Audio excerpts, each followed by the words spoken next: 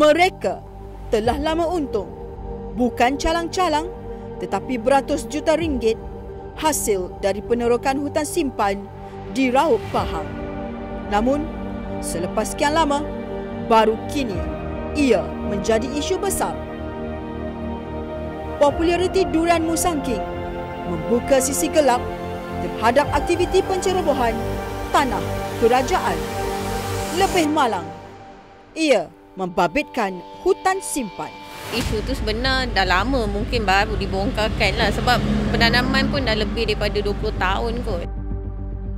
Permintaan yang tinggi dengan laba besar menyebabkan segelintir pengusaha menjadikan hutan sebagai ladang. Lanskap penanaman raja buah dari buah kampung ke spesies durian hybrid diperluas.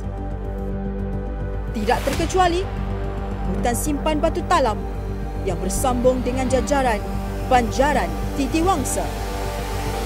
Kawasan yang terlibat ni di dalam hutan simpan lebih kurang 300 ekar yang boleh operasi yang dijalankan boleh dikatakan di dalam kawasan hutan simpan. Totally keseluruhan memang di dalam hutan simpan. Jadi bila sebut hutan simpan, kita ni tertakluklah kepada ini Akta Perhutanan.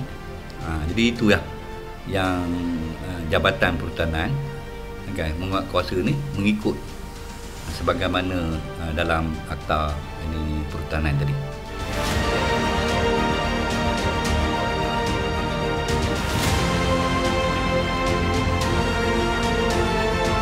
Tidak mudah melakukan penguatkuasaan undang-undang walaupun kawasan berkenaan telah digezet sebagai hutan simpan.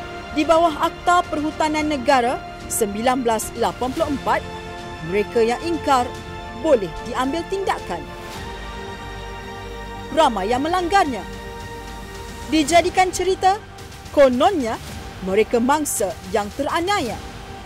Walaupun ia bukan pertama kali penguatkuasaan dibuat di beberapa kawasan hutan simpan di sekitar Raub. Tetapi pada tahun ini, untuk operasi-operasi di kawasan hutan simpan di Raub ini adalah operasi yang ketiga yang melibatkan kawasan yang lebih luas iaitu 250 ekar. Sebelum ini dalam bulan April tahun ini kita telah buat operasi di hutan simpan Sempam 40 ekar. Tak ada masalah. Dan baru-baru ini, kira-kira 2 minggu lepas, kita buat operasi di hutan simpan Kelau 30 ekar.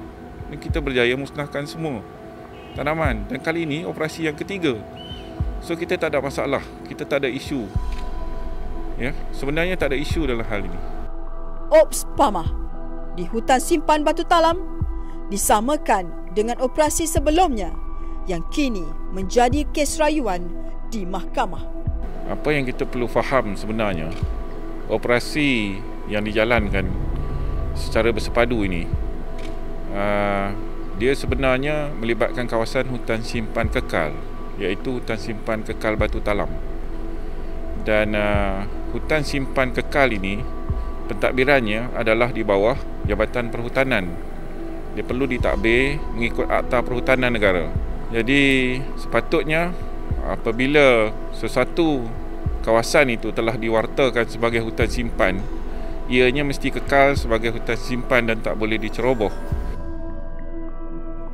Dalam usaha kerajaan untuk mengembalikan kelestarian tanah hutan simpan yang dijarah penceroboh, ada pihak tertentu menggunakan provokasi, sensasi bagi mengundang simpati.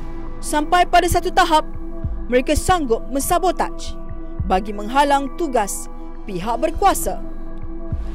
4 Julai 2021, semasa hari kedua operasi dijalankan, jambatan di belakang saya ini dirobohkan oleh peneroka tanah haram bagi menghalang aktiviti penguatkuasaan dijalankan. Pada hari yang sama, polis mengerah pasukan gerakan am ke Raub bagi mengekang ketegangan. Insiden yang berlaku ditangani segera kerana ada pihak yang cuba mempalitkan sentimen perkauman, satu isu yang tidak boleh dikompromi dalam sebuah negara yang terdiri daripada masyarakat majmuk. Tak ada mahkamah surat Malaysia, ya tak? Ha? Tangguh. Mereka tak ada surat potong kita berpokok tahu. Tak, kami pula tahu surat. Kami ikut arahan. Kami pula ikut arahan juga. Tapi surat mana? Surat mana? Surat mana?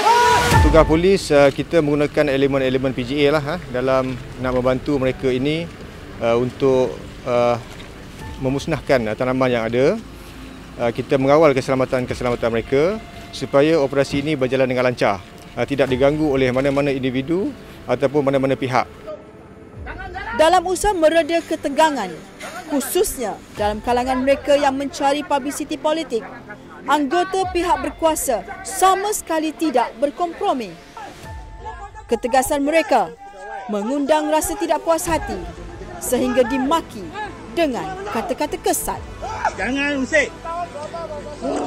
Ada individu-individu dan juga pihak-pihak tertentu yang cuba untuk menghalang operasi tersebut. Mereka ini dia melakukan berbagai-bagai provokasi, ada yang memaki hamun penguatkuasa dalam menjalankan tugas. Walau bagaimanapun kita dapat mengatasi keadaan tersebut dengan baik. Kita juga ada membuka kertas siasatan dalam insiden tersebut dan juga ada beberapa orang yang telah ditangkaplah oleh pejabat hutan dibantu bersama dengan pihak polis. Penguatkuasaan perlu dilakukan. Jika tidak sekarang, bila lagi? Durian Musang King Raub telah menjadi jenama antarabangsa. Reputasinya perlu dijaga supaya tidak dikaitkan dengan pencerobohan hutan simpan yang sepatutnya menjadi warisan alam untuk kita semua.